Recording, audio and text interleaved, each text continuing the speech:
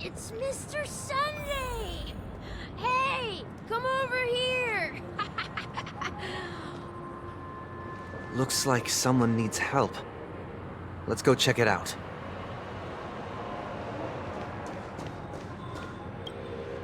Oh, Mr. Sunday. Hey there! Okay, see the moon in the sky? It's about the size of the cap on my Soul Glad bottle. If I just reached out my hand, I could grab the moon, couldn't I? The moon? You mean the Grand Theater? Yeah. Look at me. I've been away from home for too long. I must be missing that moon. But it's no big deal. The Grand Theater here looks much better than the moon back home. It's just magnificent. They told me not to sell everything I had just to Coney. How short-sighted. Selling everything you had? Why would you go to such lengths? Why? Can't you see? Life back home is miserable. It's not really living at all. It's better to be here at Pinnaconey.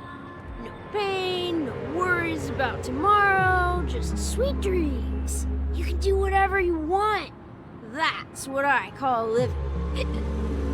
Yeah, now this is the life. Is this truly living? Huh? What did you say, young lady? I didn't quite catch that. Oh, it's nothing, sir. You see, the traffic on Glock's Avenue can be dangerous. How about I ask a Bloodhound family member to escort you to Ideen Park over there, so you can continue enjoying your sweet dream? Oh, yeah, that's a great idea. Wow, no wonder you're the leader of this sweet dream. You're totally a lifesaver. See you around, Mr. Sunday, and it was nice chatting with you. What's up, sister? This is the land of the dreams. But why do they live like this? The man we ran into, he doesn't seem happy at all. Even though sweet dreams are nice, they're just illusions. But for him, they're the only way to survive, even if it means giving up on reality. That's not really living at all. I suppose you have a point. But, in my opinion, that's how most people live their lives. Why do you say that? You think that man is not actually living, but that's not quite accurate. Even without Penacony, people create their own illusions called self-value. People believe they have a predetermined value to fulfill. Gaining value means gaining power, and those deemed worthless are seen as the weak. However, value doesn't come out of thin air, and there's a limit to it. To accumulate value, people have to take from others. So, the weak get exploited and oppressed. Are you suggesting that this is not how things should be? Exactly. But, ironically, people don't think there's anything wrong with it, because they uphold the illusory notion of self-value. And even the weak believe in it. The survival of the fittest. That's where all the tragedies in the world come from. People come to the sweet dream in Penacony to escape from that reality and find solace. No tragedies exist here, only happiness, although in its nascent form. Isn't that the same paradise we yearn for in our dreams? Perhaps that man is just an exception. Let's not jump to conclusions. We should experience the dreamscape ourselves. Just as I did at Dreamflux Reef. Yes, seeing is believing. I'll accompany you. The Dream Master hasn't shown up yet, so we have some time for a stroll.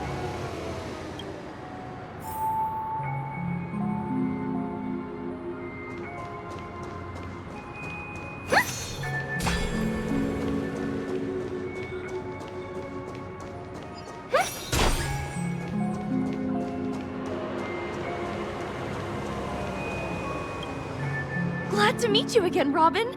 How are the preparations for the Charmony Festival coming along? We're all so excited about it. It's going smoothly. Thanks for making the trip to join the festival. You're too kind, Robin. It's a pleasure to have guests from all over the universe celebrating day and night. I can't stand being lonely or bored, so this jubilant dreamscape is perfect for me. But if this went on forever, would it get boring too? Nah, not at all. Who would get tired of having so much fun? Every day, you get to wear fancy clothes, explore all sorts of dream bubbles, indulge in delicious food without gaining weight, and you never get old or sick. As long as you can afford a room, this place is the ultimate paradise. But you know that only a few things can be brought back from the dreamscape to reality, right? That's exactly why I don't plan on bringing anything back. Just enjoying the dream itself is good enough for me. I mean, I'm not one of those long-living species. I only have around 60 or 70 years in this lifetime, and there's so much to worry about. Being happy here is pure bliss. Only in this sweet dream can I truly feel like I'm in control of my life and fate. Who would want to go back to reality after experiencing this bliss? I see.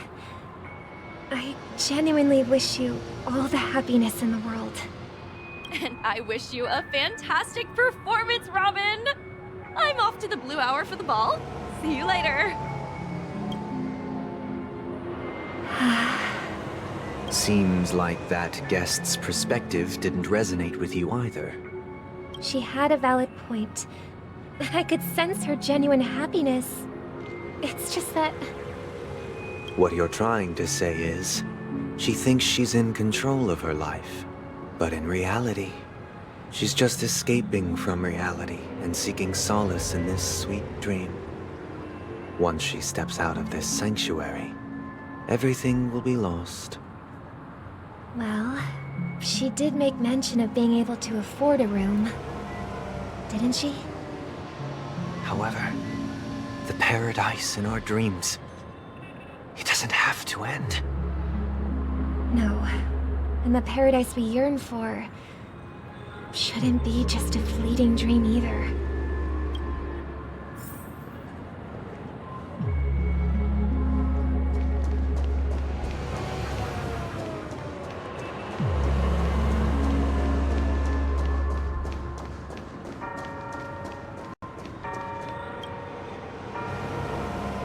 The scenery in this dreamscape is truly breathtaking, isn't it?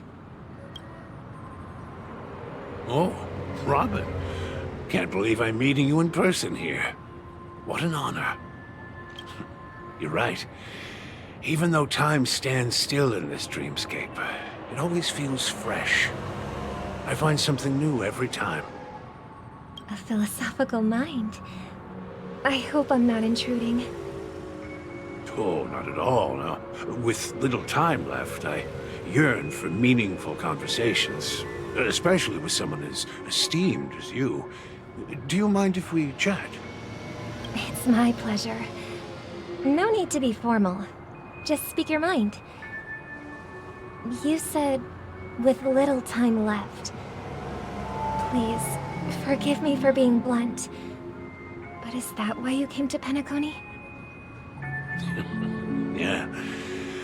I was part of a war, and while escaping from the Sarkosian mothership, I got exposed to some radioactive materials. And then, all my comrades died, and my hometown was wiped out by neutron bombardments. I couldn't bear to live with everything I knew gone. That's when I heard about a possible solution here, so I came. How heart-wrenching. I hope the family has been able to help you. They have, and I'm truly grateful for that. They provided me with a comfortable room, the most advanced life support devices in the cosmos, and a stellar team of caregivers. My physical body is now in the dream pool, sustained by life support. The me you see here is whole, rational, and no different from any other person. But I can't say the same for the me in the hotel room. My true appearance. No. I hope you never have to witness it, Robin. So, you'll be living forever in this dreamscape, right? Just being able to live at all is good enough for me. Whether it's in this dreamscape or not, well, I don't really have much say in the matter. My world has been torn apart, and my life could end any second. So, even if this whole place is an illusion, it's still my paradise, and I'll treasure every moment I spend here. Now I envy those everlasting things. That old man's story. It's so tragic. Fortunately, this sweet dream gives him joyful memories to hold on to for the rest of his life. That's precisely why this sweet dream in Penacony exists. However, even the sweet dream has its limitations. While it provides solace to the disillusioned, it can't completely eliminate pain in reality. There will be a way out. Penacony is already on the right track.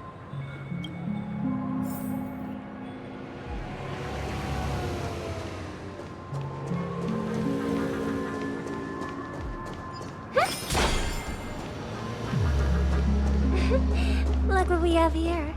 A lovely young lady.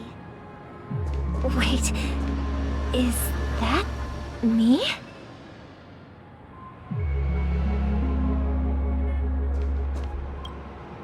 Brother, what a surprise to see you again.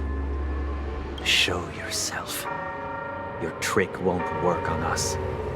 I've heard that a skilled masked fool received an invitation too. That must be you, right? Did you enjoy yourself? Barely.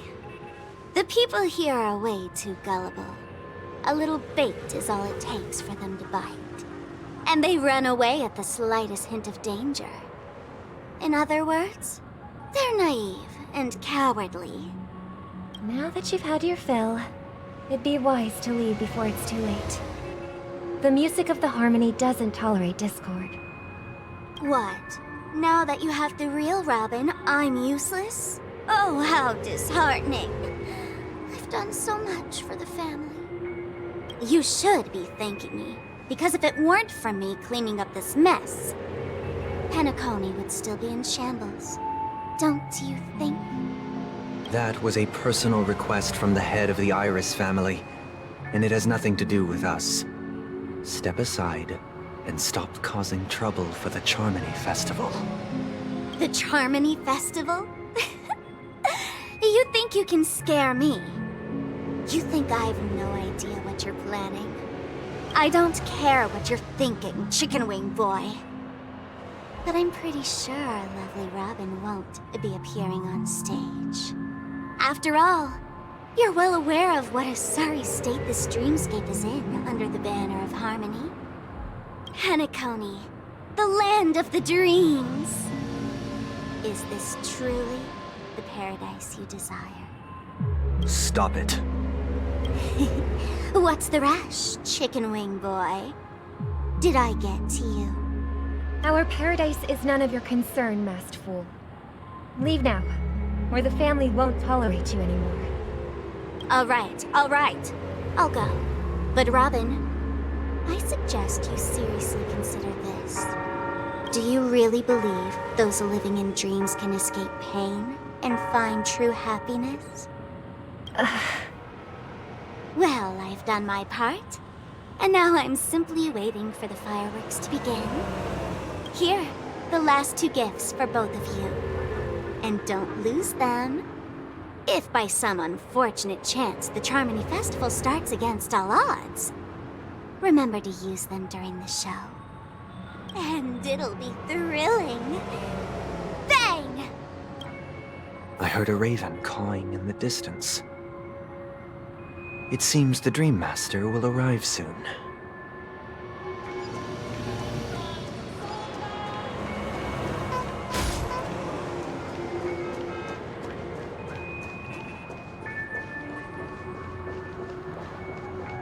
Let's wait here for the Dream Master to arrive. Okay. By the way, brother, I heard you no longer have a sweet tooth. Back when we were kids, you used to steal my desserts. Seems like a lot has changed during my absence. What exactly happened? Well, someone has to stay awake even in this sweet dream. But that someone doesn't have to be you, or anyone in particular. You're carrying too much on your shoulders, brother. The paradise in our dreams. It shouldn't be like this. Penacony is nothing more than a dream. It can't erase the worries and pain of reality, or bring true happiness. It only offers an escape from reality. Nothing more. Remember the old man we met earlier? Without this dream, he might have completely lost himself. That might be true, but even without Penacony, he could have chosen another path. As far as I know, the Intelligentsia Guild has been promoting their rehabilitation techniques for a long time now. That path may have been more ordinary and challenging, but now he is receiving hospice care in a comatose state, and his fate is sealed.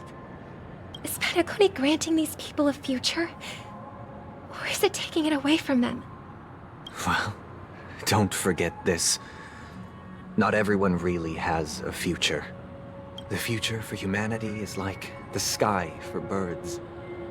People mistakenly believe that flight is inherent to birds because they've never witnessed those birds crashing to their death. Do you remember how we took in that little Charmony dove when we were young? Yeah. We took care of it. Provided food and water, groomed its feathers. And later, when I decided to leave Penacony, I opened the cage and set it free. Well, I didn't mention what happened to it in my letters because I didn't want to upset you. Shortly after you left, it crashed to its death right in front of your window. I had surmised as much. I knew you wouldn't have avoided mentioning the bird for no reason. Despite that unfortunate outcome, I still believe it was the right decision. Birds aren't meant to spend their lives in cages. They belong in the sky, even if they can't fly. But here's the thing. If there are birds in this world that can never fly, can we really assert that they belong in the sky? Are you implying that the same goes for humans too? Let's take the Astral Express as an example. The Nameless made tremendous efforts to bridge worlds, gaining fame across the universe. However, only a few extraordinary individuals can endure such a perilous journey. That's because the pursuit of the Trailblaze exceeds the capabilities of ordinary humans. Otherwise, why would this path be filled with broken rails, an abandoned express, and even a fallen Eon? That's just sophistry. If that were true, then only the powerful would have the right to determine the future. Unfortunately, That's exactly what happens. Another name for the future is self-value. While this world has its fair share of heroes who inspire people and garner admiration for their heroic deeds, the majority of ordinary people will never become heroes in their lifetime. Some are born weak and vulnerable. Some find themselves trapped in unfortunate circumstances. Some fall victim to malice and cowardice. When it comes to survival, everyone is equal. And the weak can only watch as their value gets constantly diminished by external forces. That's why we should care for the weak and support them as if their suffering were our own. That's what the Odes of Harmony have always taught us. While the Harmony holds noble aspirations, the strong will always be strong, and the weak will always be weak. Even in this carefree dream. Human nature contains greatness, but it also harbors inherent weaknesses that can't be eradicated. In the end, if people can't even secure their own survival, they won't care about the illusory future of equality. As long as the law of survival of the fittest prevails, there will always be fledglings crashing to their death. But if people don't live for the future, do they merely exist for survival? If even you, my brother, don't believe that the Harmony will save the weak, then which Eon can make our dreams come true? People often forget that when the first bird took flight, the entire world envisioned a future where no more fledglings would ever crash to their death. Are you reading, sister? What are you reading? Mr. Gopherwood gave me a picture book. It's about the story of the harmonic strings. If I could become a chord master, I'd like to summon Dominicus, the harmonious choir. I want to sing with everyone and spread our wishes so that all can feel happiness and joy. I see. Then, I would summon the harmonious choir too. Don't you have a wish of your own, brother? Of course I do. It's just that it includes your wish and everyone else's. I long for a true paradise where everyone can find peace. Then, let's build a stage there and invite everyone to our performance so that both our wishes come true through the power of the harmonious choir. It's a deal then. Yeah, it's a deal. But how can I become a chord master? Maybe you will have to become a star first.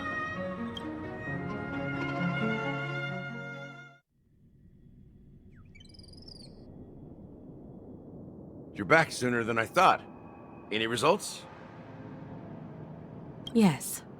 And now, it's up to us to forge ahead.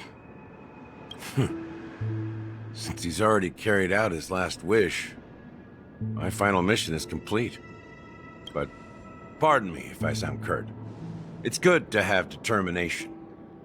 The path Mikhail left for you is not an easy one to tread. Why else would he have chosen to sleep in solitude, staking everything on some nameless in the future? But you have the numbers, and in numbers comes strength. So that might just delay your inevitable a little more. Got any more encouraging words? As I see it, relying on Welt's negotiations alone is far from enough.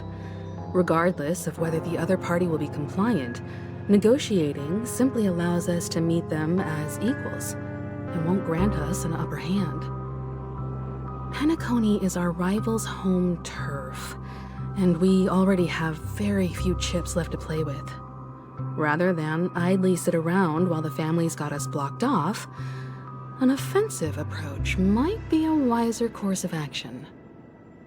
We're more familiar with the Stellaron's properties than most, and since it's the key to stabilizing the sweet dream, it's vital to the family's interests.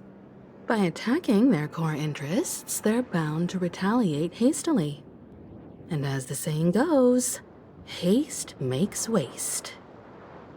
That's right. As long as we pose a threat to the Stellaron, either with words or otherwise, we have a chance at gaining the upper hand. But the problem is, on the eve of the Charmony Festival opening, how exactly are we going to get close to the theater? Family security will be airtight, and if we brute force it, even if we succeed, it's too risky. So, no one's gonna say anything? Then I'll raise my hand. I know the answer to this question.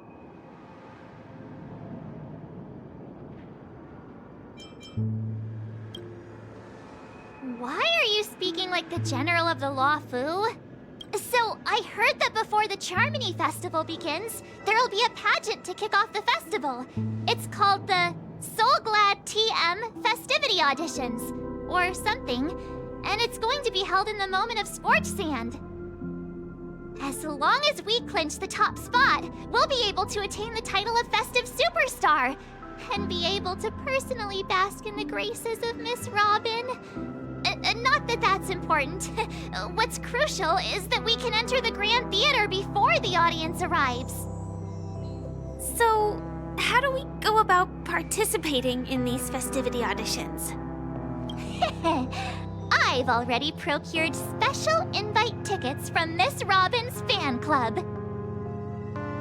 To tell you the truth, I had been preparing to join the auditions all along, but now it looks like even if I scrape through, I probably still won't have the chance to shake Miss Robin's hand. So they're still running this thing, huh? It was originally just a publicity stunt, set up by Mikhail to drum up attention. But it looks like it might be worth a shot. We'll follow March's plan. Mr. Gallagher, will you be joining us? I'm afraid I won't have the time. As a virtual character, I've already completed my final mission. Whether Penacony can awaken from this dream is all down to you. Should we ever cross paths again? I'd love for you to visit the Express. All right. I'll have to add to that data bank of yours you've got on the Express. And Miss Firefly, we thank you for all your support. We're faced with a formidable enemy. As long as the Astral Express and Stellaron Hunter's objectives are aligned, we're willing to cooperate with you. We've already come this far together. I'd like to join you for the rest of your journey on Penacony. I'm pleased that we can finally fight shoulder to shoulder. I couldn't ask for a better ending. This is also the spirit of the Trailblaze. Now, everyone, let's prepare to move out. Ladies and gentlemen, welcome to school. If you have ambition, dreams, and the drive, dear friends, the next superstar of Penacony's Charmony Festival could be you. Oh, wow, they've really outdone themselves. Oh, I'm starting to get excited. Behold, here come 4 friends with spirit high and soul of steel. Are you aspiring to be the superstars of the festival? Is he talking about us? Yes, you! There's no doubt about it. I see you have all the potential of a superstar in you. Excuse me, you 4. What are you hoping to get out of all this? As the last group of contestants, how confident are you in overcoming all of the challenges? Would you be open to a brief exclusive interview with us? It'll be quick. Your journey is long and fraught with peril, yet under a sky blanketed by banners, you vie for the crown. The sword and rose! Protect the beauty! The beauty, the beauty! A knight's head is hard as steel. Brotherland's focus is stubborn as a heel. We don't all have to be winners. But if we don't have fun, we'd all be sinners. People are pouring in. Kinda feels like all sorts of baddies are showing up. Let's get in there quickly and enter the competition. Ladies and gentlemen, please make way. Make way. Coming towards us now is one of Penacony's top 10 wealthiest tycoons and the soul-glad business empire's founder, Mr. Ideed. Allow me to introduce myself. I'm the director of Soulglad's factory, Ideen Lida. My four friends, introduce yourselves to the audience across the cosmos. Hello, everybody. I'm Himiko, a nameless from the Astral Express, and these are my companions. Don't you guys need to hide your identities? Can't hide it anyways. Penacony is plastered with our posters. And because the Astral Express is so well known, the family won't dare to make any rash moves.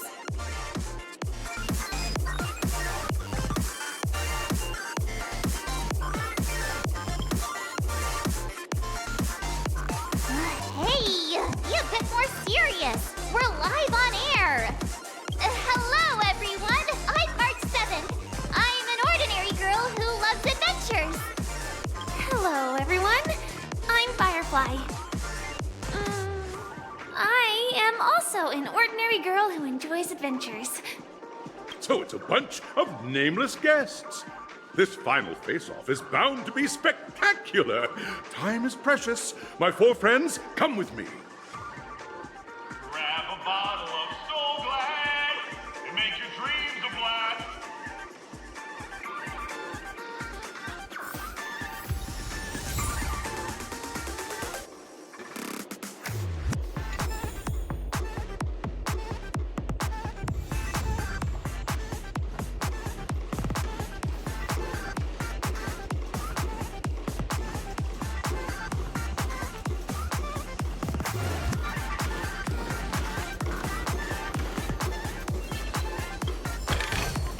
Is that all?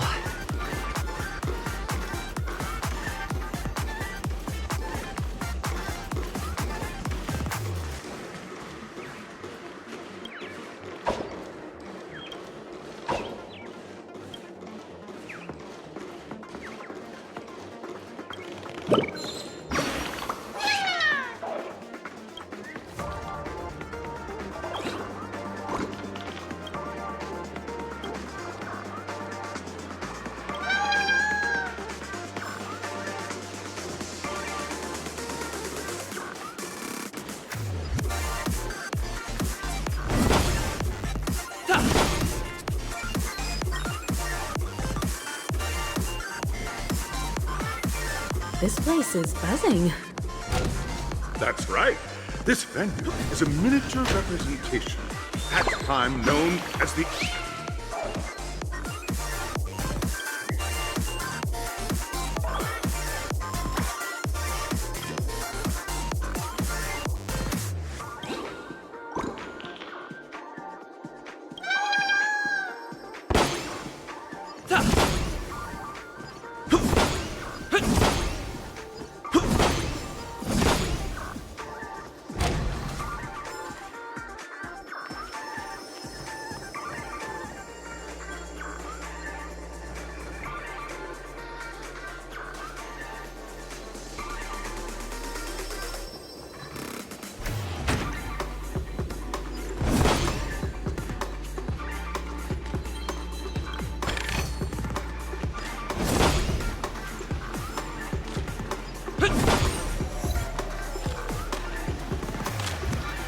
Grab a bottle of Soul Glad and make your dreams a blast.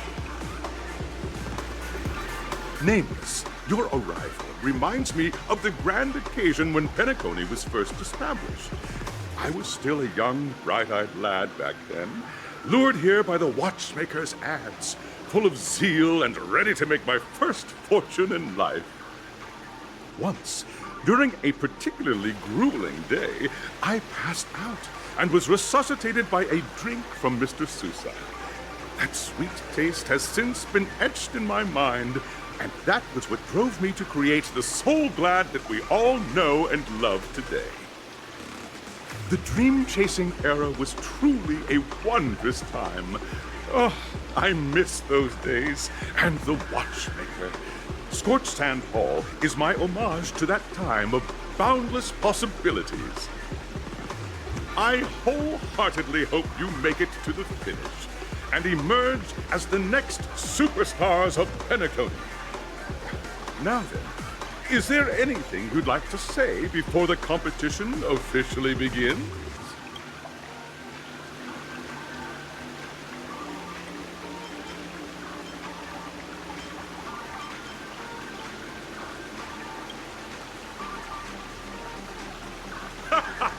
There's that, the ever-vigilant, trailblazing spirit we all know. Hey, you should really fix that defeatist mentality of yours. Miss March, how about you? Hello, everyone! Next up, get ready for the Mega Mart 7th Adventure, where I'm going to break the speedrun world record! Trailblazing into the uncharted and challenging the limits. That's Miss March 7th for you. How about Miss Firefly? I hope that by the end of this journey, everyone will have achieved the outcome that they hope for.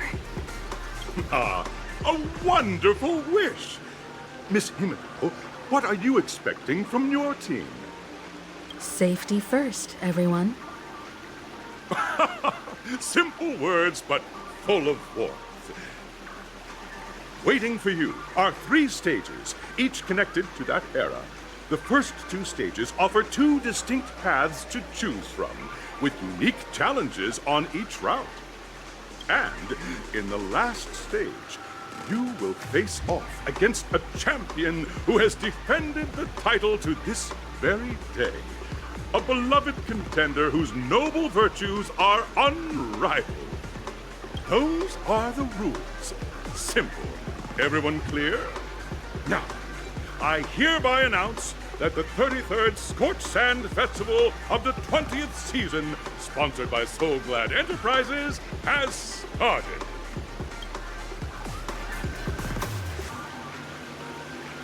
Everyone, as the Charmony Festival is drawing closer, we must reach the end as quickly as possible. Factoring in efficiency and safety, splitting up into 2 groups is the best choice. March and I haven't known Miss Firefly for too long and aren't overly familiar with her. It'd probably be better if the 2 of you paired up. Fine by me. Let's do it. All right. I don't have a problem with that.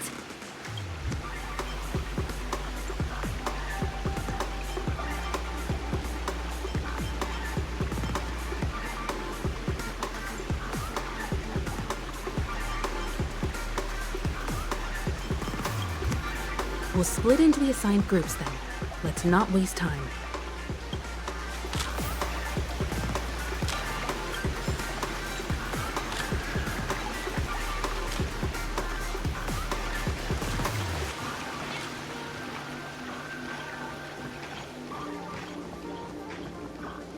Welcome to the first stage of Soul Glad Enterprises' 33rd Scorched Sand Festival of the 20th season, Dream Play Fantasia.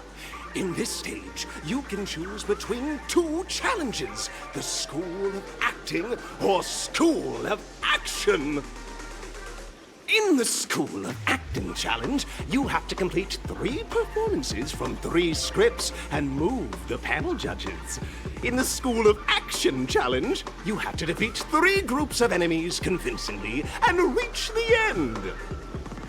Now, make your choice.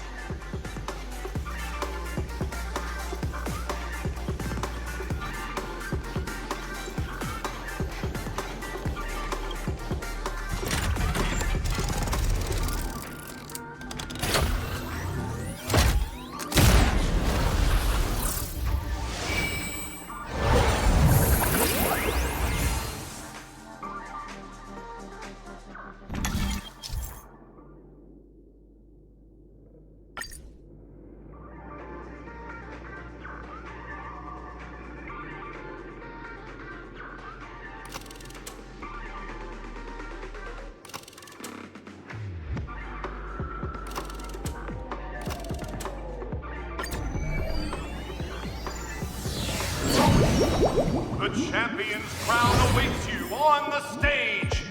Welcome to the Arena of Action Stars. Please make your... Competitors, allow me to introduce the rules of this challenge to you. There are a total of 3 stages up ahead, each with their own challenges.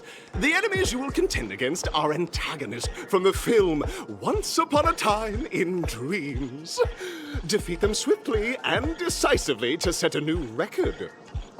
It's worth mentioning that the fastest time for this stage was achieved by a contestant with fiery red hair. Astoundingly, he overcame all enemies across the 3 stages in only 5 minutes. Time is of the essence. Let's make this quick.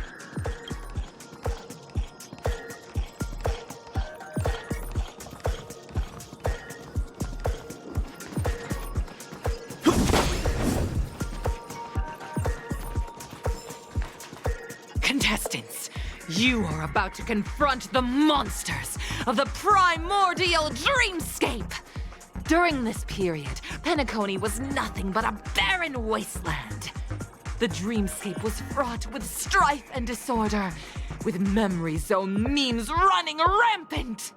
As dream chasers who've come to Penacony, defeating them is your first step towards success. All the Soul Glad is ours! Don't even think about plundering the Soul Glad from us!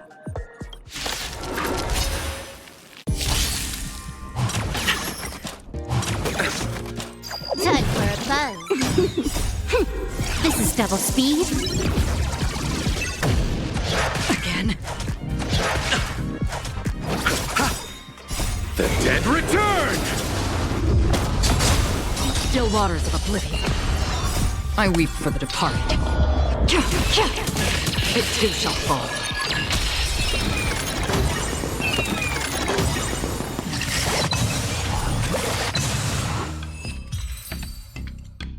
Soul Glad! My Soul Glad! Pretty simple. I just hope these tests don't take too long.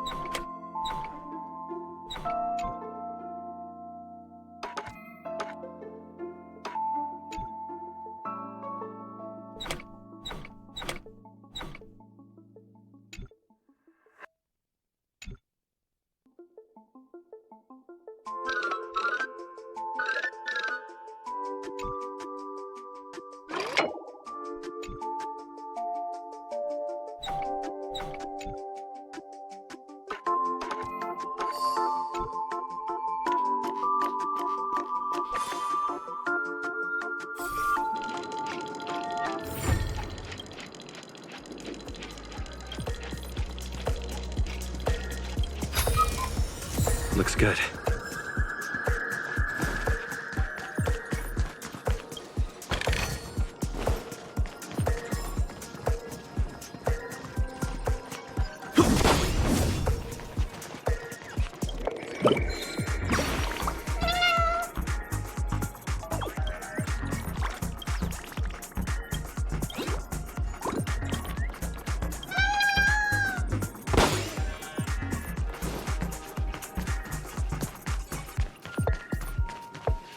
Congratulations on becoming the first group of Dream Chasers! Answering the call from the Watchmaker, you are disappointed to learn that Penacony isn't paved with gold. Resigned to your current plight, you start from the hierarchical dredges, biding your time for a chance at success. Just as you're about to give up, a downpour sparks a business idea. You enter the umbrella business! But just as things are looking up, you encounter a competitor. Defeat them and emerge victorious from this trade war. Why is our opponent so glad? Because this is Soul Glad Enterprises' 33rd festivity auditions of the 20th season! Isn't this just product placement? To safeguard the integrity of Soul Glad, I will soar high into the sky and become its shiniest star. Whoosh!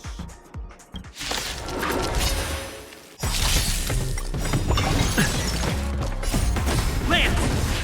Forward! Time for a buzz. Not a scratch.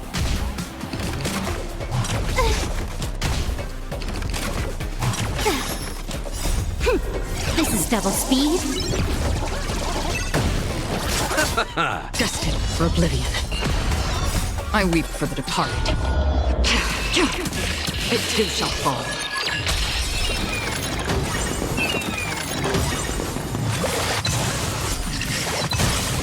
The dead return! Hit!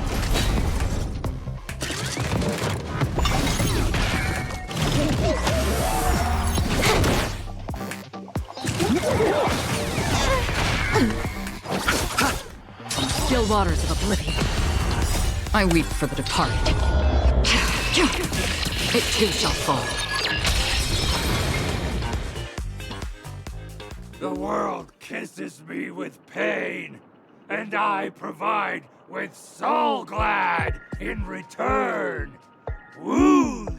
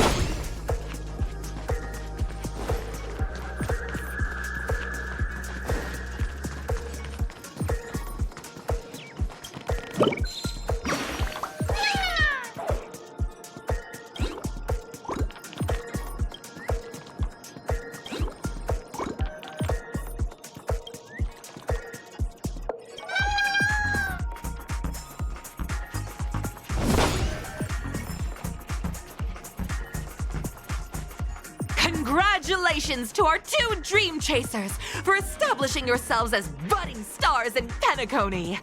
However, now you face a competitor selling at low prices, pushing you to the brink of bankruptcy. No matter how lengthy the battle, you always persevere. Topple this powerful opponent, and the tides will turn, paving a way to success! None will take my Soul Glad away from me. I will use the Transmutation Arcanum to turn into a dinosaur! Oh, dinosaur! Devour my enemies! Grab a bottle of Soul Glad and make your dreams a blast!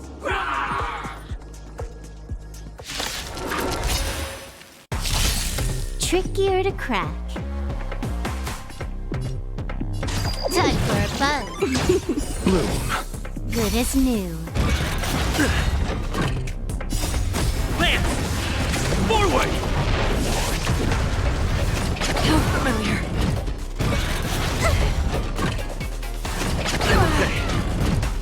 Receive divinity. Repay. On the still waters of oblivion. Hit! I weep for the departed. It too shall fall. How familiar.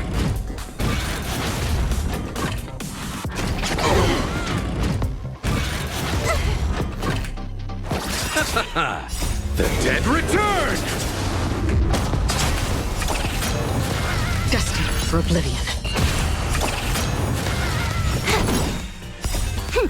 This is double speed.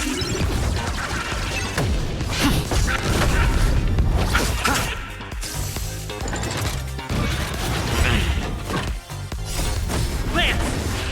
Forward! On the still waters of oblivion. I'm okay. Time for a buzz. I weep for the departed. It too shall fall.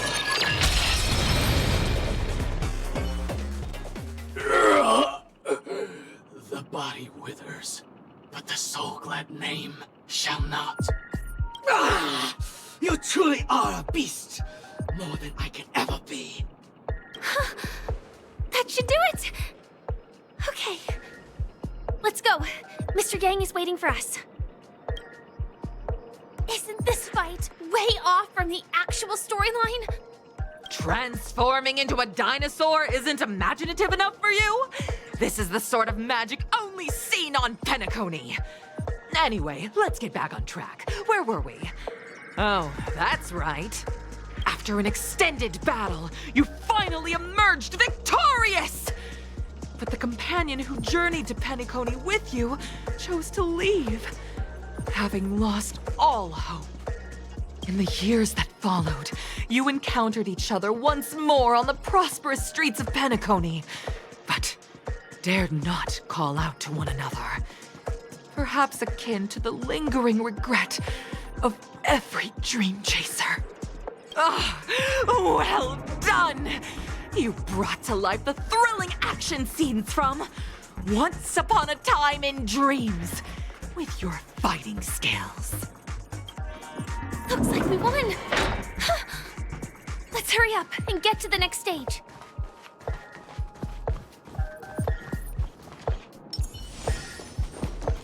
Stream 4, gleam of old blades.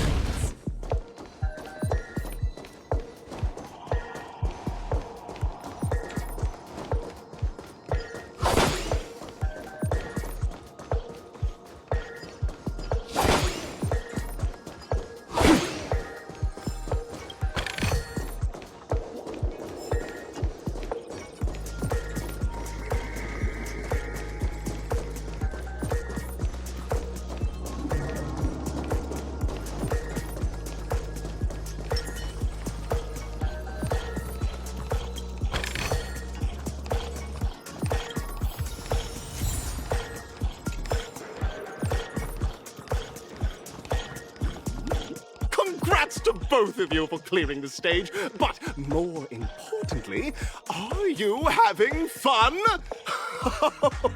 Fun is more important than success. Look at the time! You finished much faster than that red-haired contestant did. That red-haired contestant. Who is that exactly? You'll find out eventually, but only if you clear the next test first. Welcome to the second stage of the 33rd Scorched Sand Festival in the 20th season, sponsored by Soul Glad Enterprises. Gunfire time! You have the option to choose gunfire and undergo Brother Hanu's trial, or time, where you'll face Clucky's trial. And now, make your choice!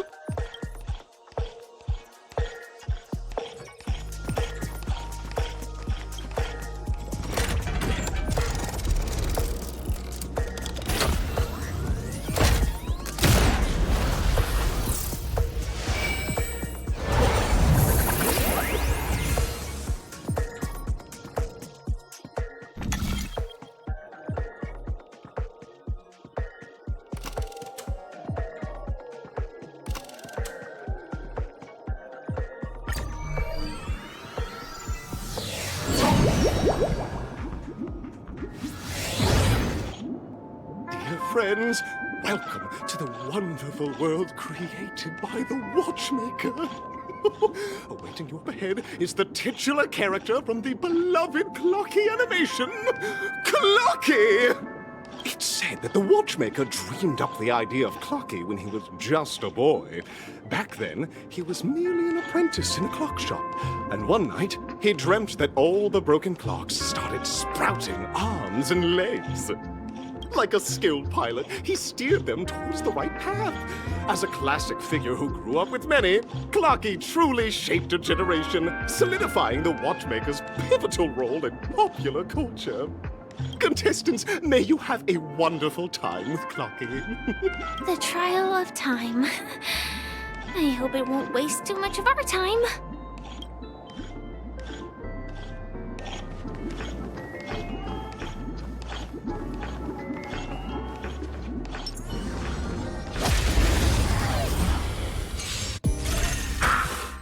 Not a scratch. Time for a buzz.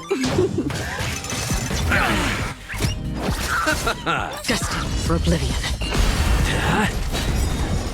I weep for the departed. It too shall fall.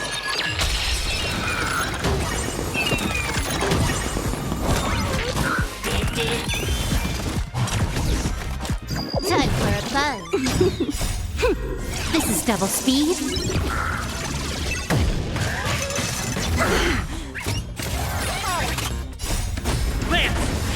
Forward! That's half the work. On the still waters of oblivion. I'm on guard.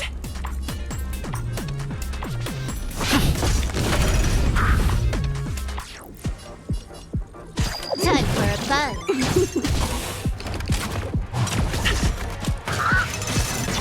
Familiar. Bloom.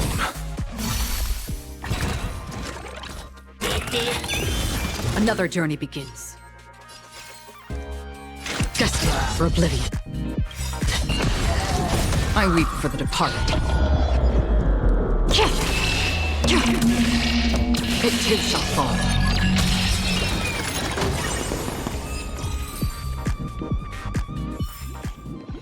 Another blood debt repaid.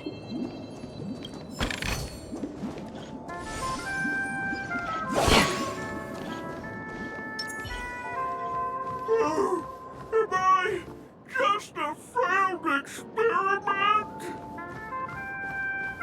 That statue. Did it just speak?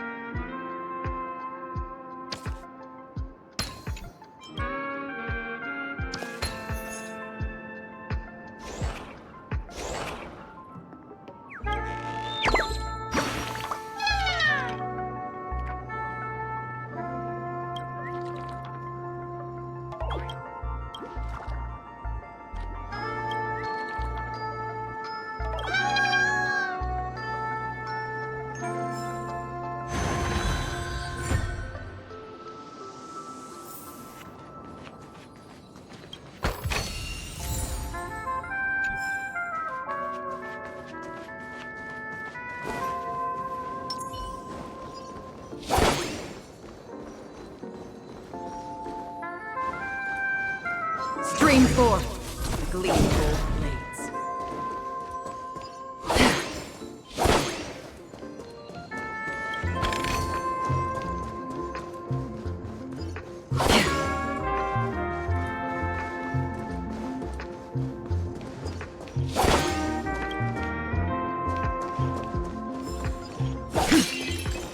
Stream forth, gleam of old blades.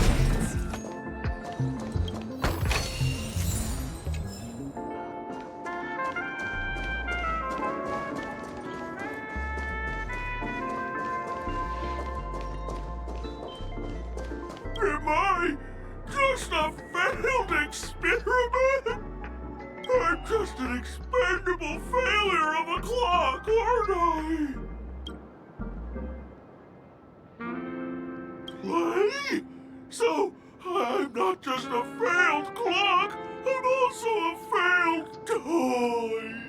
You guys are just like the other challengers. You want to enter my inner self? Then please be my guest. But you won't find anything worthwhile. I'm just a failed piece.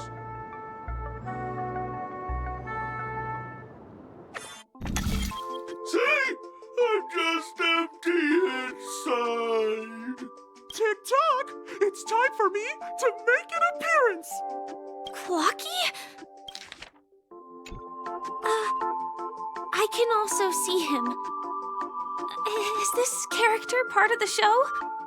In Dreamville, Clocky is everywhere and can do anything! Like, right now! I could solve this problem with your big ticker pal, Tick-tock! I can't believe it's actually Clocky!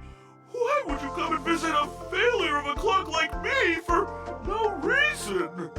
You see, we're all clocks. We're family. I want to help you be happy! Tell your pal Clocky what's troubling you. I came across a startling revelation yesterday. Apparently, Dreamscape Ticker isn't the same as Clocky at all. It's just a discarded prototype from Clocky's early development. Please, just leave me be, Clocky. I just don't know how to face you, because I'm just a failure. Oh dear. Seeing it like this is utterly heart-wrenching. But fear not. We're here to help it rediscover the missing parts of its inner self and guide it out of despair.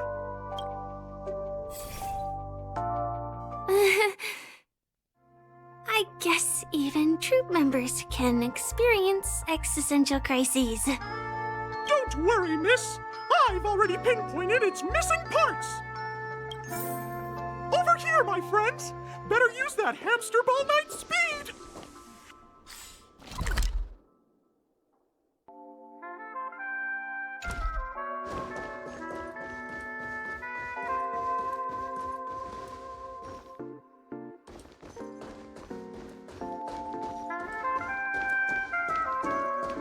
This must be one of the missing parts that Big Ticker needs. That's great! We're here! There's a missing part on the opposite side. But how do we get over there? There's also a dream side left here by a Dreamweaver. We're running out of time. We'll have to use it if necessary.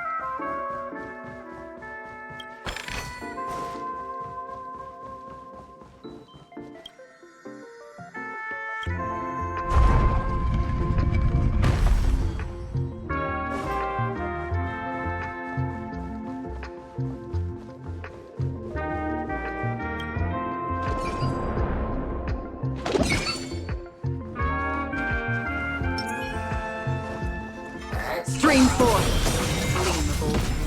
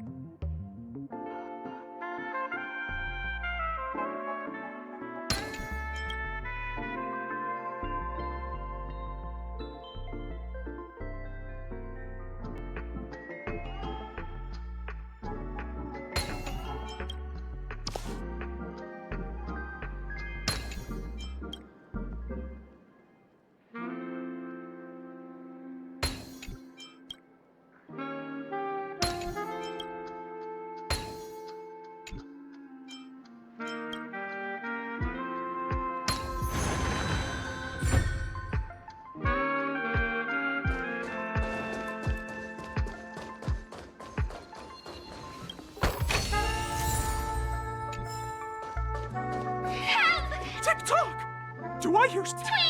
Help, help, help! Tweet! This fellow's body is boiling hot! Tweet! Is anyone there? Tweet! I can't take it anymore! Tweet! Oh dear! It's an origami bird! What's it doing in Beyond Overcooked's tail? Is that Cookie? Tweet! Please save me! Tweet! I'm being roasted alive! Tweet! A roasted bird? Oh! This is horrible! Let's save it! Quickly!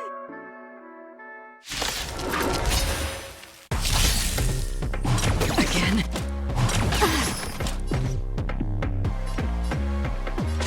Time for a buzz. I'm okay. Familiar. You chose the wrong enemy. Bloom. Don't worry. It's just Eternal a sleep is not the end. The Dead return! Another journey begins. Destined for oblivion. I weep for the departed. It too shall fall.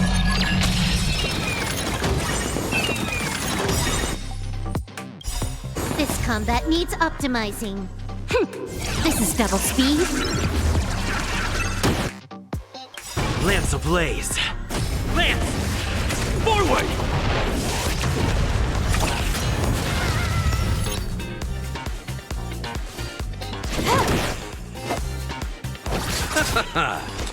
On still waters of oblivion.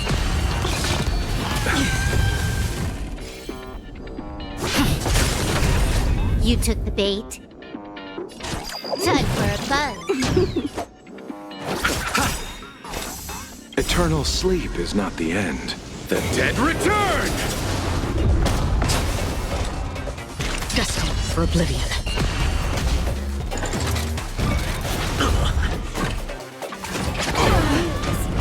can I have fun this time? Time for a buzz. This is double speed. I weep for the departed. It too shall fall.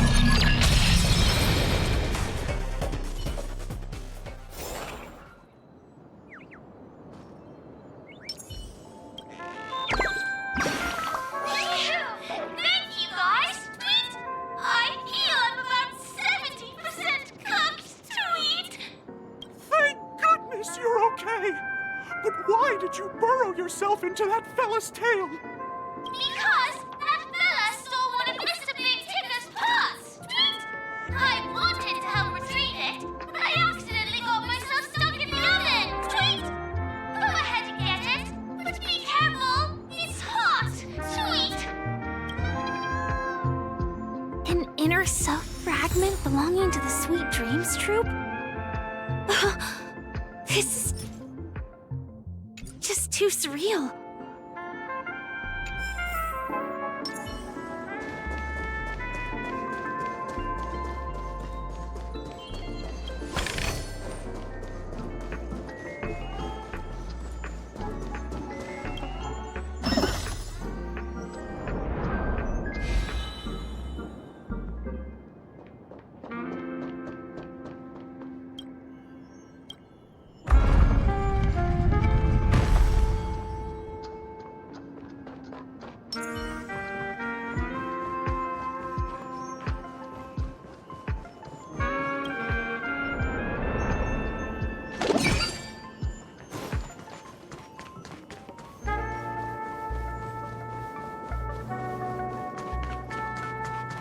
We're back! As long as you have these, you'll be able to find closure. Tick-tock! Wow! This sudden surge of joy! It's working! Tick-tock! Next, we just need to enter its emoscape, help connect its pathways, and we're done!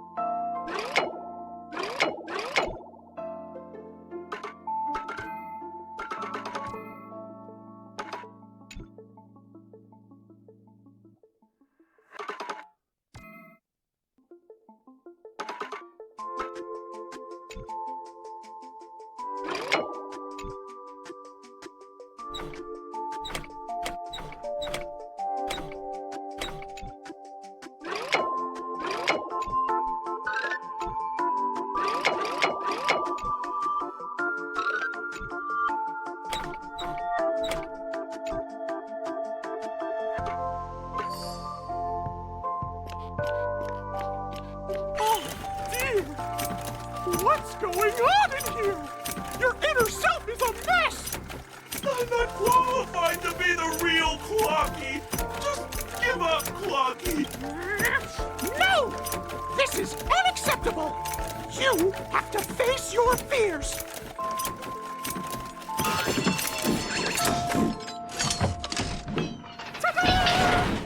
Success!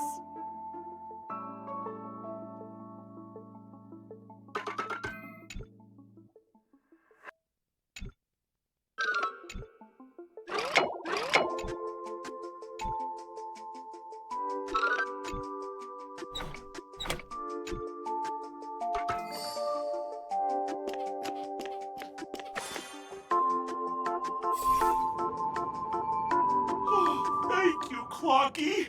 If not for you, I'd never be able to connect with people like this. You helped me find myself again.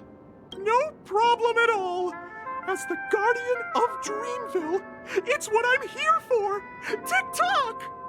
Oh, my friends, you still have other important things to do, right? Go forth, my friends! When the moment comes, all the Dream Tickers and I will cheer for you! It's all done! Victory's in sight! Let's head to the final stage.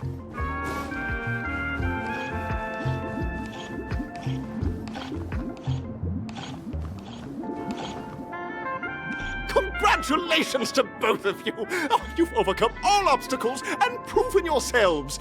But, unfortunately, there is only one who can be Penacony's festive superstar. In the final stage, you will face the defending champion. If you fail, you will lose the opportunity to become the festive superstar.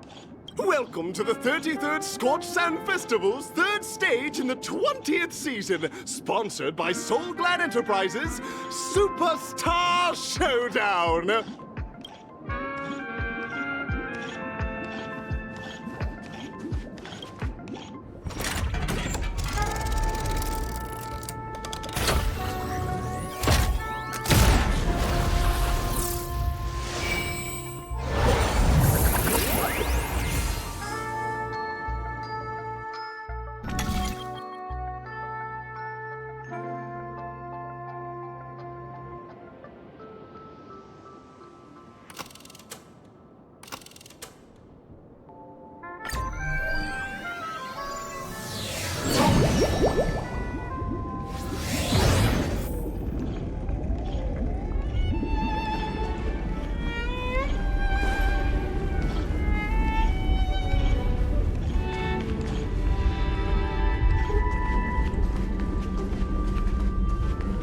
No way.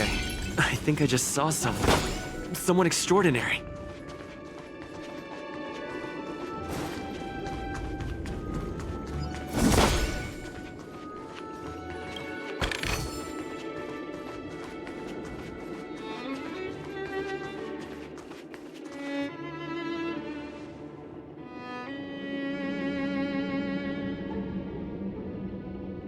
Are you a knight of beauty?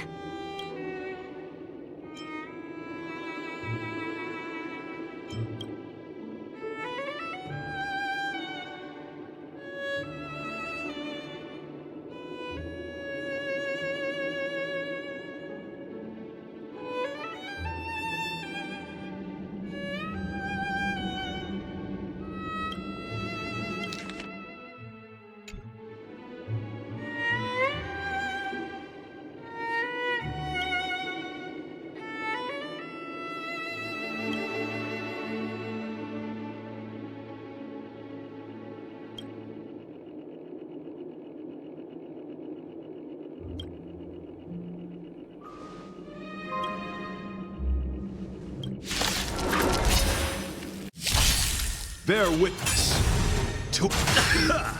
Trickier to crack. Time for a buzz.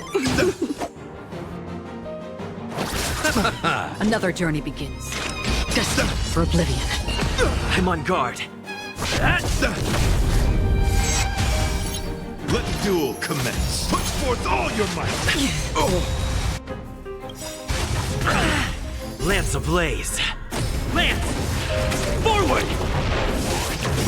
Can I have fun this time? Time for a buzz. I weep for the departed. It too shall fall. Confess! How familiar. Don't worry, it's just a scrape. Still waters of oblivion. Lance at the ready. Time for a buzz. This is double speed. Behold, this symbol of pure...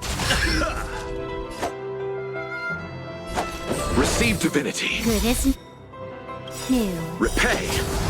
Eternal sleep is not the end. The dead Return!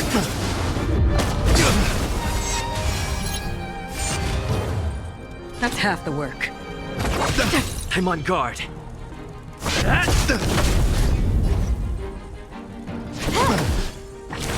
You are fighting a gentleman. Pledged on loyalty. Rise to the challenge. Another journey begins. Destined for oblivion. I weep for the departed. It too shall fall. More enemies. Lands at the ready. Not a scratch. Put forth all your might. Again? I underestimated you. Can I have fun this time? Time for a buzz. Bear witness to This combat needs optimized. This is double speed. to the challenge. Lance ablaze. Lance! Forward! Behold this symbol of pure beauty. Still waters of oblivion.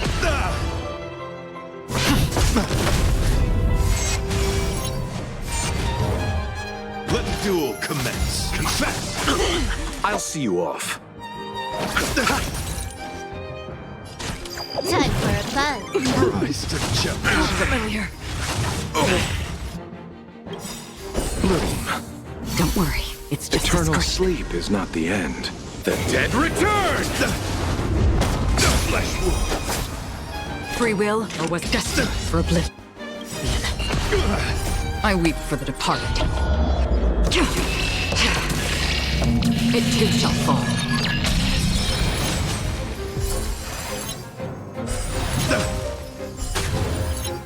Put forth all your might. Not a scratch. Time for a buzz. You chose the wrong This enemy. combat needs optimizing. This is double speed. To the challenge. That's half the work. Still waters of oblivion.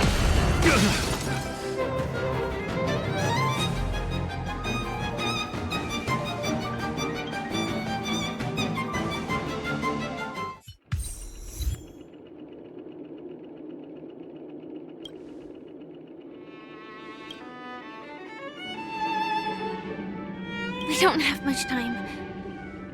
May fate allow us to meet again, Night of Beauty. In that case, let's make our way to the end. Penacony's really thronging with talent. I hope we make it in time.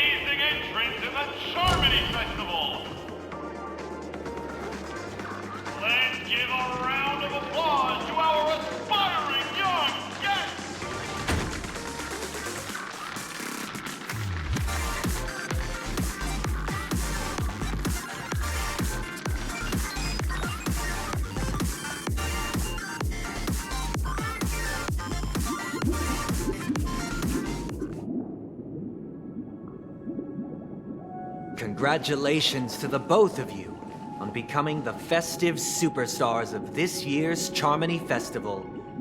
Before entering the Grand Theater, I, on behalf of the organizers, extend my sincere congratulations to you, wishing you joy under their radiance.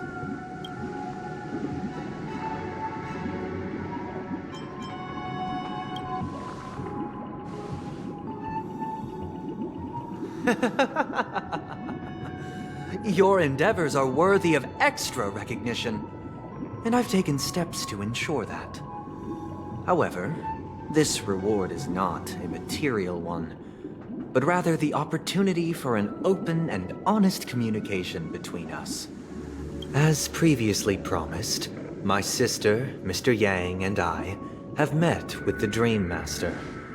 We delved into the truth about Penacony and its Stellaron, and have come to a consensus. Both I and the Oak family cannot acquiesce to your request. Just as expected. We acknowledge the perspective of you, Nameless. Penacony does require change, but not as you propose. The planet of festivities cannot and will not revert to a place characterized by chaos, disorder, or anarchy. Through your journey of overcoming obstacles, you must have glimpsed the essence of that era. The vulnerable ruthlessly eliminated, equality non-existent, common folk living precarious lives, eking out a dreary existence. Ultimately, only heroes like yourselves manage to achieve success. But I would dare ask, if you did not possess the special status of having a Stellaron, and you were but an anonymous and frail member among the masses, which Penacony would you prefer? A dystopia for the survival of the fittest, or a sweet dream paradise for all?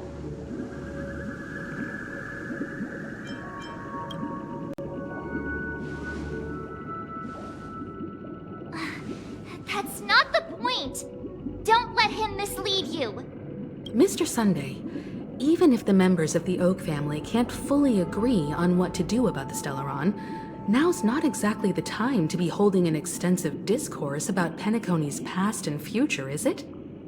The Stellaron issue concerns the life and death of everyone on Penacony. If anyone has a better suggestion, the crew is more than willing to listen. Also, it'd be best to tell us the ins and outs of that meeting. This way, we'll at least know what Welt and Miss Robin are dealing with, and the reason why they failed to make our appointment. Ah, Navigator.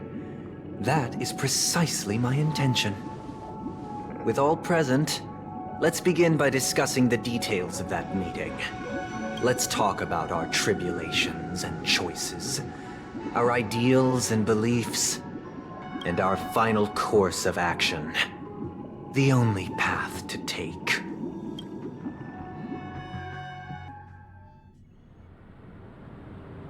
You mean to say that for the longest time, there have been scoundrels who would use the Charmony Festival that I have bequeathed to the masses as a tool to realize their ambition? Indeed, Dream Master. Once the Charmony Festival begins, the Stellaron's powers, along with the song, will be broadcast across the entire planet of Penacony. And then everyone in their dreams will be unable to awaken. This is indeed surprising to me. The dreamscape is maintained by the collective effort of the 5 families. If someone were to use the Charmony Festival to recklessly disseminate the power of the Stellaron, this individual must hold a position of great authority. Do you have any suspects? I'd like to ask, did you really not know of the Stellaron's existence? I would have never thought that this Nameless would point the spear at me. Quite astonishing indeed. If I have offended, the Astral Express extends its sincere apologies. But the current circumstances are dire and leave no room for meticulous inquiry. We're doing this out of concern for the Dreamscape's safety. So, if you could, please alleviate our concerns. Dream Master, it's just to prove that the Charmony Festival has nothing to do with the Stellaron. If we're being overly cautious, I will return to the stage to offer tribute in song, just per the arrangement.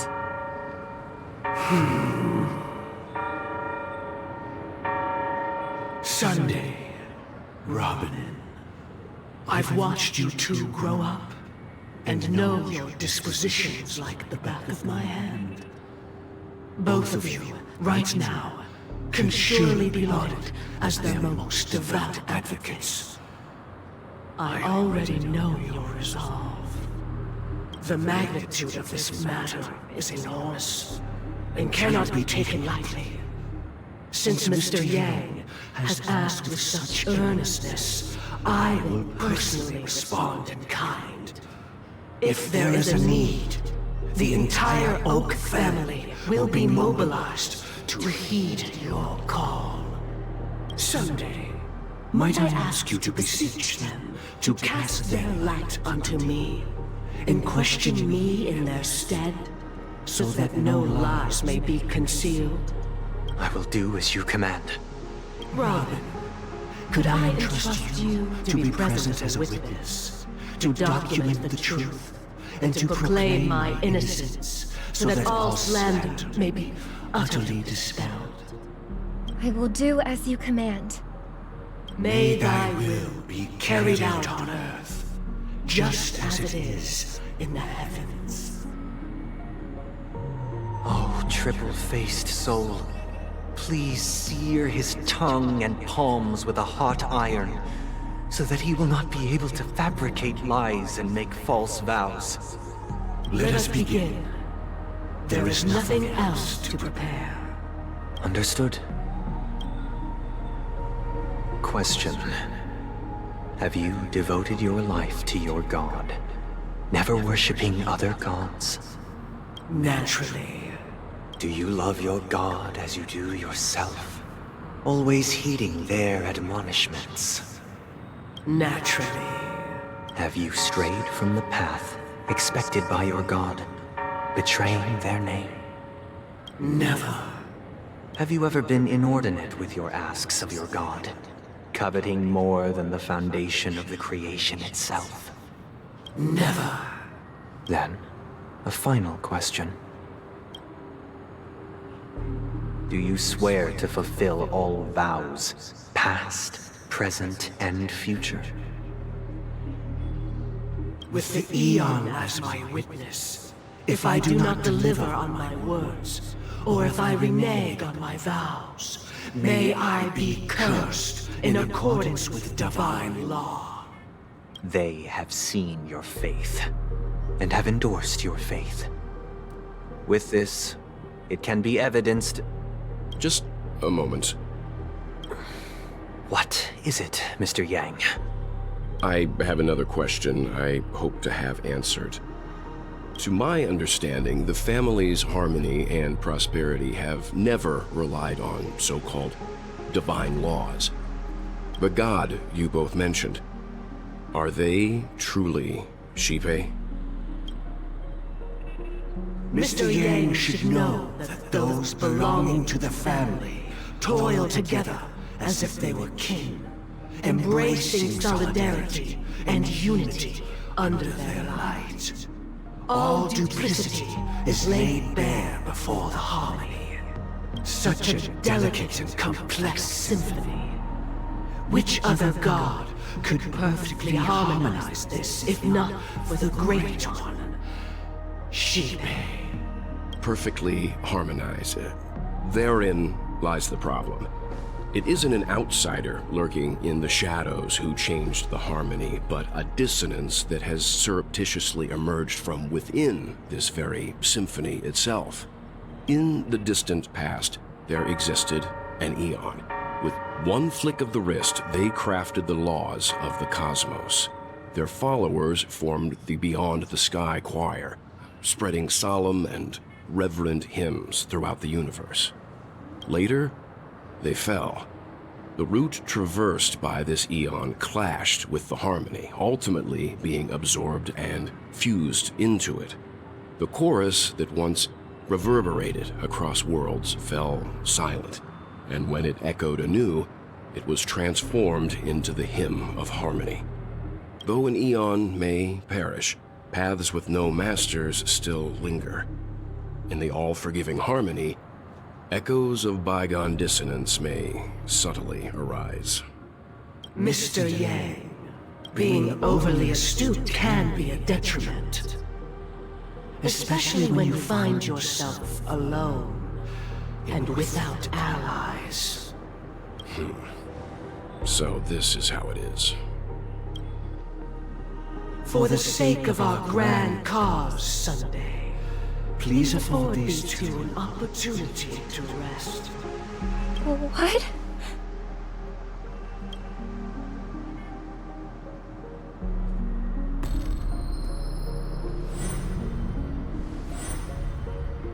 Sorry, Robin.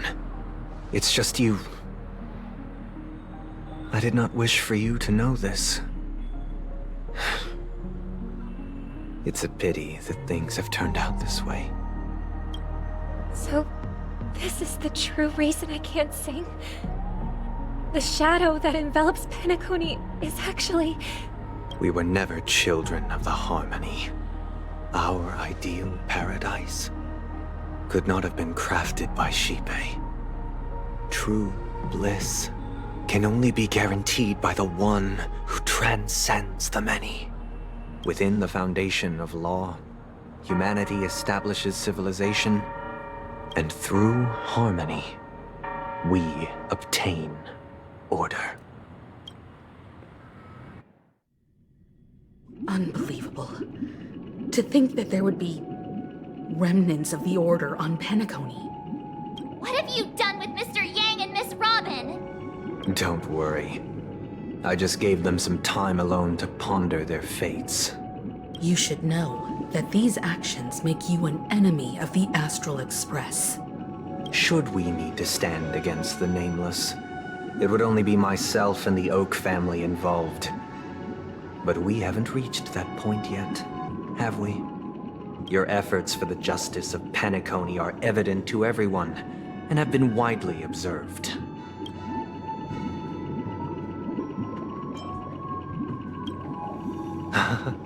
Patience is a virtue. However, I won't hold it against you.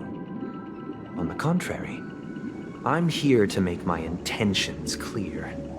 If it is the Order that drove you to imprison Welt and Robin, and you're using them to coerce our compliance, then there'll be no point in entertaining any type of discussion. You're mistaken, Miss Himiko. They are in very safe hands, and just as the family has always proclaimed, no one can be harmed in the dreamscape, least of all in the beautiful new world belonging to the Order.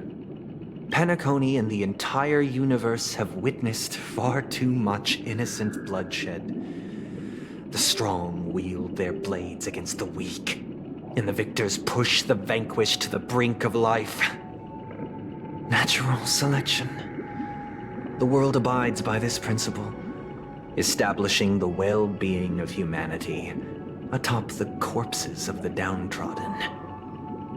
Only we, or rather, I, possess the power to put an end to this farce.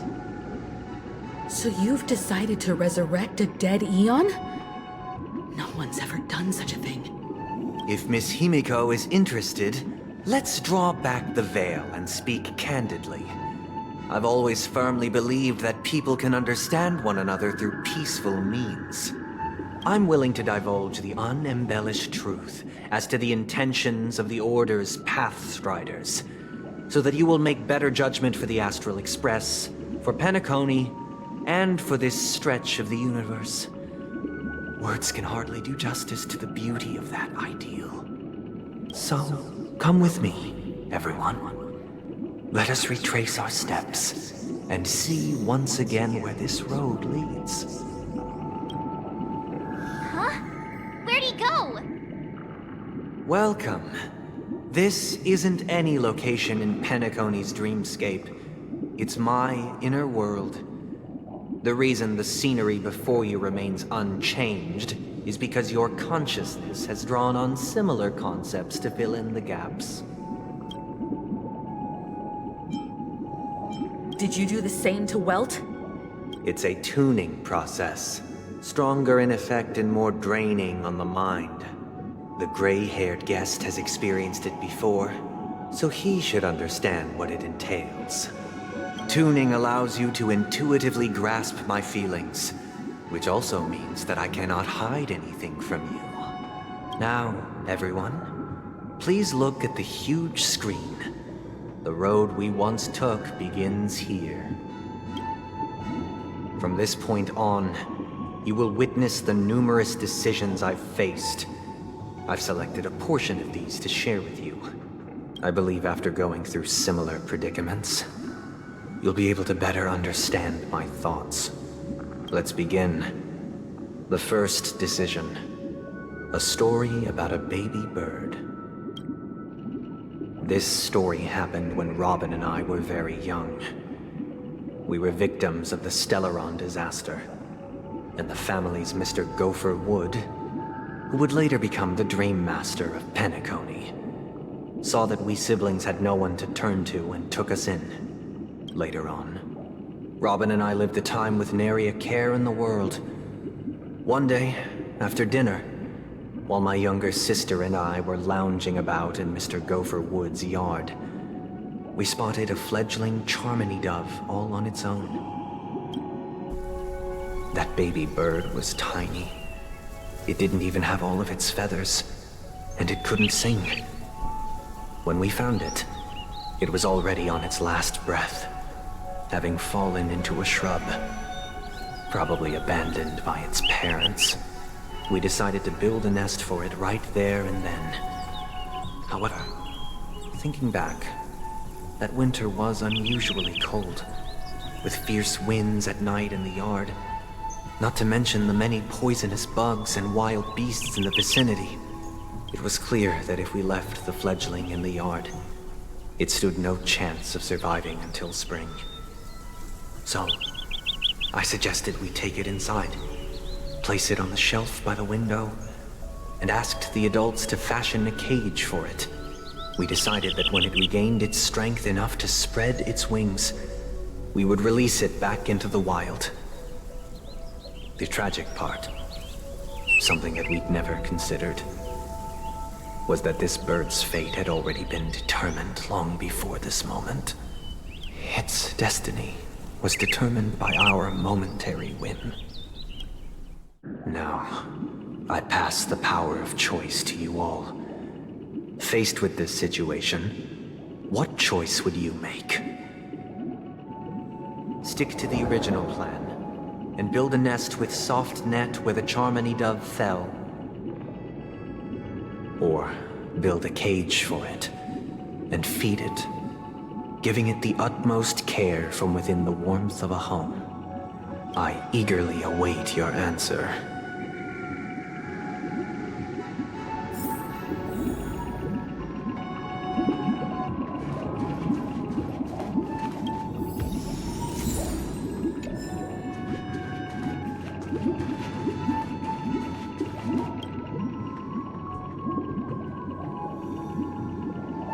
That guy just casually throws this kind of question at us? What exactly is his deal? But fine, I'll answer, I guess. If it were me, I guess I'd choose to build a cage for the little Charmony dove.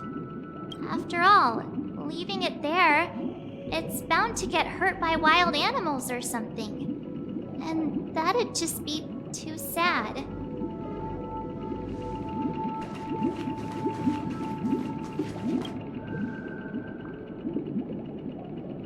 I can't decipher his intentions right now, but based solely on that question, I would probably choose to build that dove a cage. Even if I was gonna release it back into the sky, it'd have to be strong enough to fly first. If I left it where I found it, I fear it'd never get the chance to fly ever again.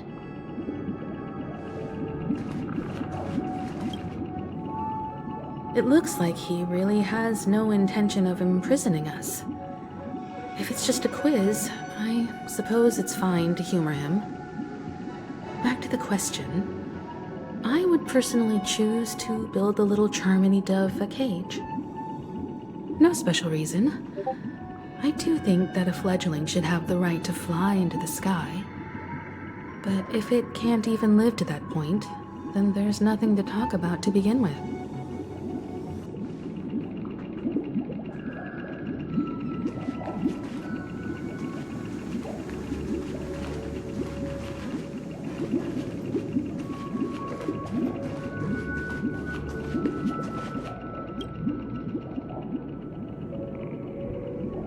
I'm happy to see that you made a choice similar to ours.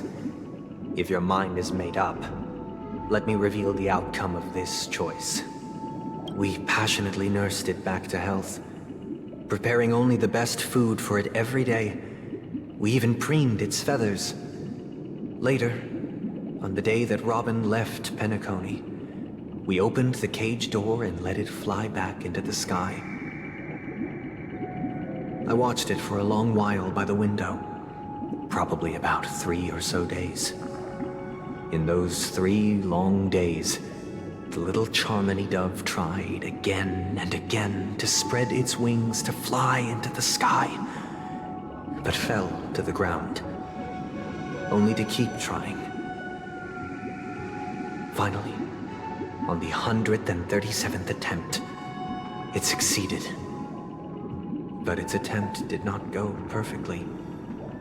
After flying unsteadily for a while, it fell to the ground. Unable to grasp the direction of the air currents, the fall shattered its wings. It writhed helplessly in my embrace. But it was all for naught, finally succumbing to a painful demise.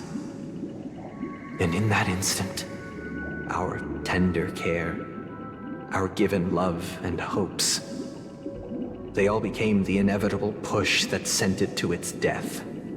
I deeply regret the choices we made.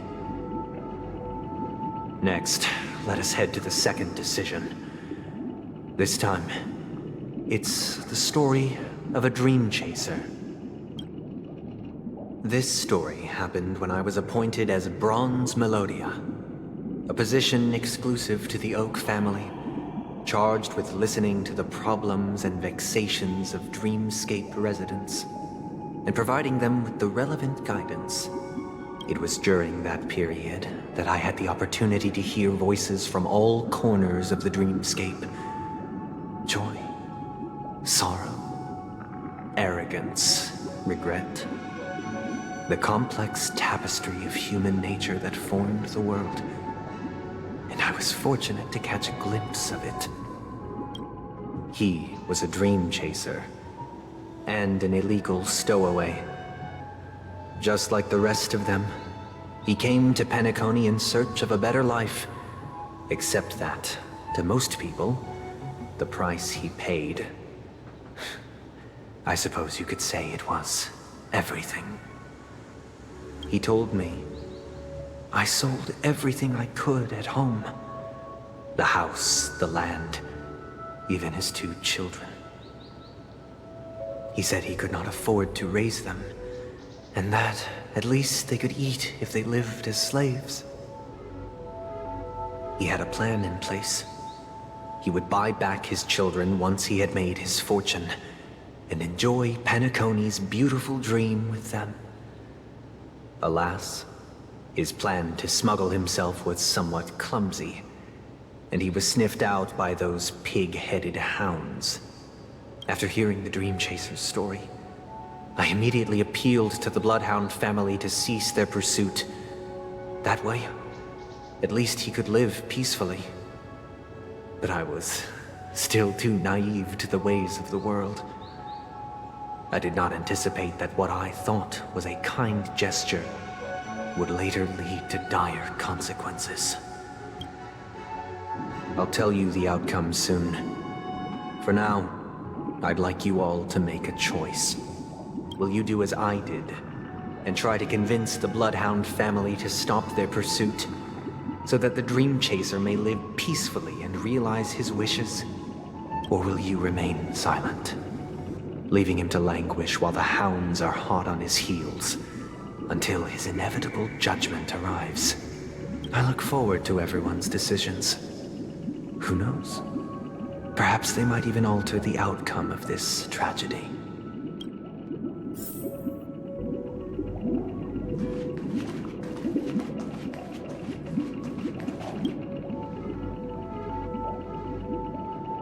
This question... Surely it has some connection to the baby bird story. And this connection is precisely the breakthrough Sunday aims to use to persuade us. I'd probably choose to ask the Bloodhounds to cease their pursuit.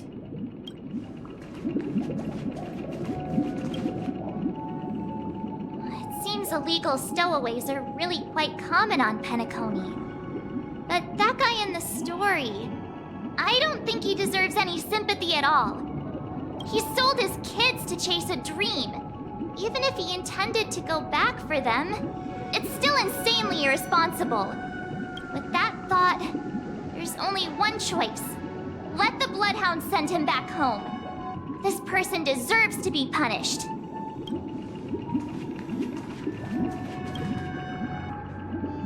A Dream Chaser story. If I acted out of kindness, I would probably ask the Bloodhounds to stop their pursuit and lend him a hand. But what cruel repercussion would this choice result in? I think Sunday must have been deeply impressed by the limitations of the strong defending the weak through this incident.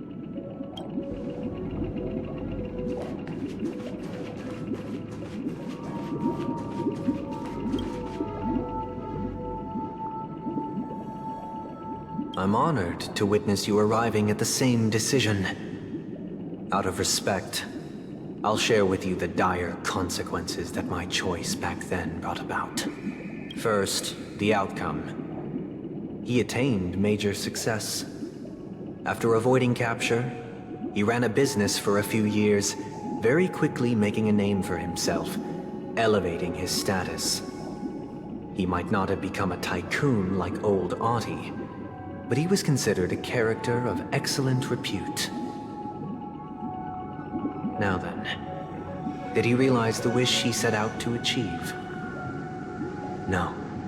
The last time I saw him was in the real world, where the hounds were going to permanently exile him, and I was the accompanying Bronze Melodia. The mission was simple. Listen to the criminal's repentance. He told me the reason he was in this predicament was because he conspired to usurp the head of the Alfalfa family.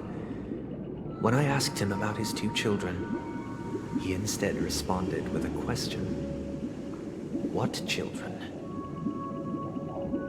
In the end, my heart aligned with the harmony, and the good deed I dared to undertake held no value, turning instead into a wrongdoing. It created a lamentable oppressor and countless oppressed individuals. As to your choice, I once again offer my heartfelt apologies. Next comes the third and final decision, and the story this time is my own. This story happened the day I was appointed the Oak family head. At that time, Mr. Gopherwood was the current Dream Master, and as per his wish, we had a private conversation. What surprised me was that the Dream Master had only come to deliver a letter to me. He let me read its contents, and it was a letter from my sister. The letter contained the usual pleasantries, anecdotes from her travels, nothing out of the ordinary. Just as I started wondering how this letter related to our discussion, the Dream Master began to speak. Do you know who wrote this letter? My sister, of course. But why would you personally visit me to hand me a letter from my sister containing mere trivialities? To help you grasp the full scope of this issue. Do you know where Robin is at this moment? From what the letter indicates, she must be in Caspelina 8, correct? She's touring there right now. Correct. Has she mentioned anything about a stray bullet? A stray bullet? What? A war has broken out on that planet.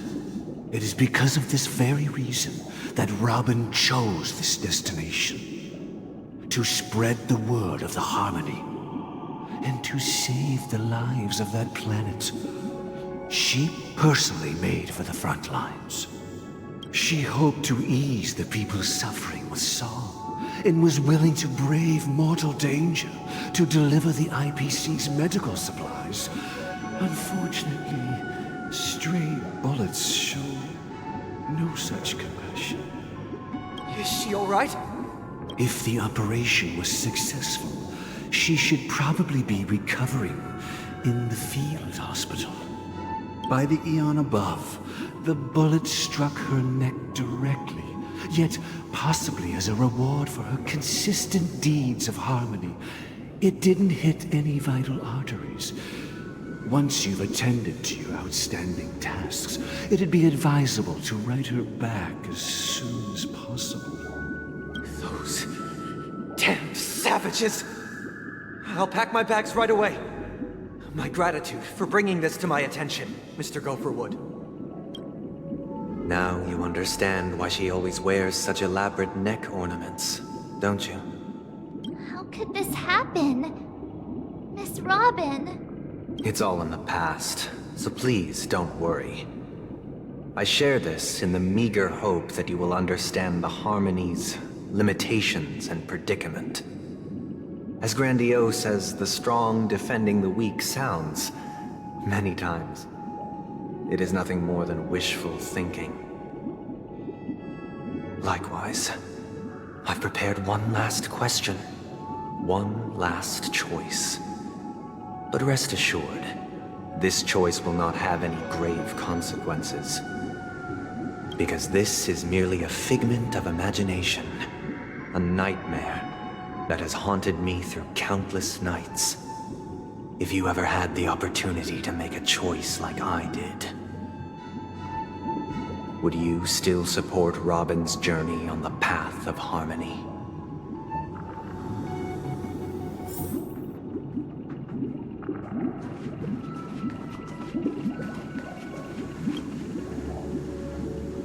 Miss Robin's courage is admirable. And here I was thinking she was just another superstar celebrity. But the fact that she's also Mr. Sunday's younger sister? No, I doubt he'd wish harm on his own flesh and blood, no matter how grand the ambition.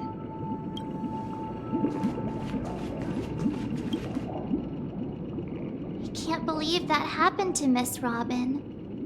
The strong defending the weak is a great mantra, but if I had to pay such a price,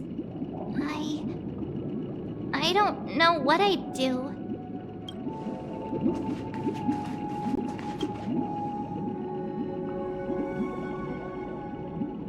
I often feel like I've dreamt of similar scenes on certain nights.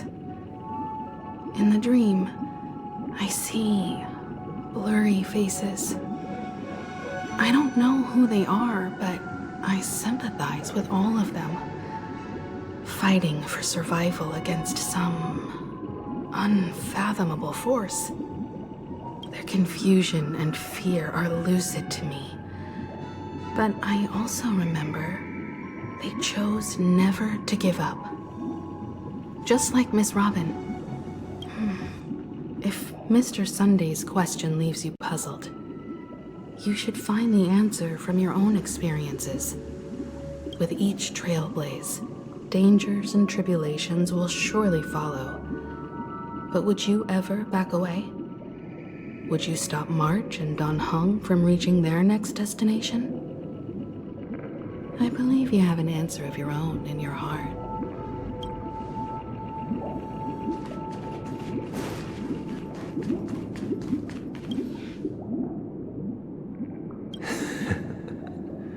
I see. I am now aware of everyone's stances. Raising these questions merely serves to illustrate one point. The plight of Penacony cannot be salvaged by the harmony. The true foundation for a sweet dream paradise can only be established through the order where the strong govern the weak. I know the suffering of being tormented, the turmoil of losing your way, how sorrow and even despair set in when matters don't work out. All of this causes me unending pain, because this is not what happiness is at all. We must teach the weak how to live a happy life. And this life isn't some noble propriety that the upper crust preaches, but in definitive terms, a way of survival that belongs to everyone. So what is your definition of living a happy life? Good question. Human consciousness is fundamentally an illusion, a cage known as self-worth. People lured in by this illusion make mistakes, yet still ask that external influences bear the burden. When one mistake after the next permeates the masses, they become impossible to trace. Thus, the amassing of these individual cages culminate to form a prison, a place dictated only by the rule of survival of the fittest. Nature is always accompanied by predation and sacrifice. Its antithesis is known as order. That is what I want to do. Unite people's happiness under the banner of order. They won't need to make bitter choices any longer, nor face the weaknesses of humanity. They can cast aside their primal instincts to build a haven for mankind. Simply describing thoughts is far too abstract. So allow me to provide a simple example. As you all may know, there are societal norms like weekends and long weekends that exist on some worlds. During these hard-earned rest days, people are given the chance to extricate themselves from the stresses of everyday life, allowing a certain tranquility to return to their souls. And it is only on these days that people do not have to adhere to the law where the strong prey on the weak. They can live out their lives happily during these brief intermissions. It's just a pity that 2 or 3 days are still too fleeting compared to the span of a lifetime. From where I stand, society's ideal system should be 7 rest days. Following Sunday, there should ensue a second, a third, and indeed an infinite procession of Sundays. This should be the face of the new world. Idyllic, eternal, peaceful days. And thus, every person can return to their base selves in this utopia. Some gaze in reverence at the stars, pouring their whole beings into calculating the distance between us and the isolated world of Pagana. Meanwhile, some seek refuge in quiet corners, holding one another, unencumbered by the chains of unwelcome obligations. There would be no need to bear the hardships of reality. Only in this way can humanity face the inevitable end with the purest of spirit, living a life of dignity. This is what it is to live in bliss. Miss Firefly, you who are stricken with entropy loss syndrome, you of all would surely understand this.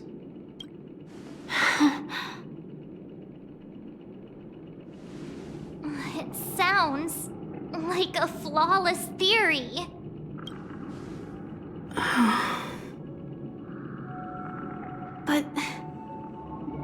what is the price to attain all this? The cost is minute, merely a personal and eternal sacrifice. If this paradise is to be maintained for everyone, someone must remain trapped in solitary awakening until the end of the cosmos. Awakening. Which means that this so-called paradise is still a dream. Stepping into this paradise means forsaking reality, correct? It is not forsaking, but transcending. Flesh, blood, sorrow, weakness. If the physical is the root of spiritual suffering, it is only logical that we defeat it. But in this supposed bliss, people won't have defeated their demons. The chance to overcome their tribulations would be forever lost to them. In other words, it is an escape. That's another way of understanding it. But there is no shame in escape. On the contrary, the seeds of escape exist in everyone's hearts. Don't you agree, Miss Firefly? And as to why we sleep, it is because we are afraid to awaken from our dreams. But this is not in conflict with the grand plan. Only in acknowledging this can we truly understand the frailty of human nature, and from there, show compassion and protection.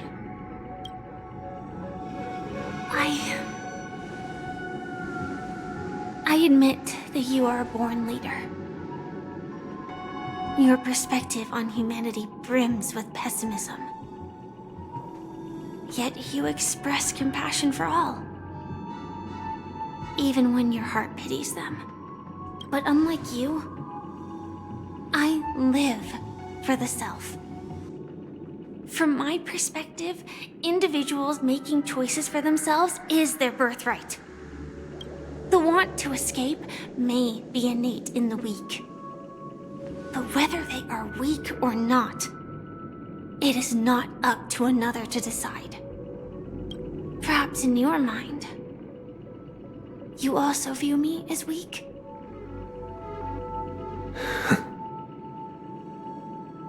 Because I don't think so. Since Miss Firefly has said her piece, the Astral Express will also naturally give you our answer. We'll leave it to you, just as Mr. McHale instructed before. Tell him our choice.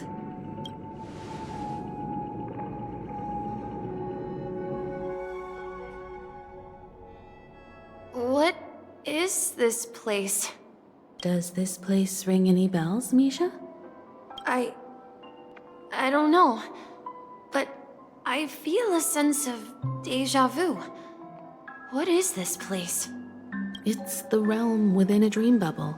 This was left to the Astral Express by a nameless, but weirdly, when we entered it, it was completely empty. Dr. Edward from the Dreamscape sales store told me that dreams are formed from memories, and a dream bubble can't take shape if its core is empty. So I thought you might be able to help us in unraveling this mystery, Misha. As a hotel doorman, you know Penacony best among us. I don't know much about dream bubbles, but if you want to figure out what this mansion is, I'll do my best. I'm counting on you then. Himeko, I still don't get it. Why were you so sure that Misha had a connection with this dream bubble?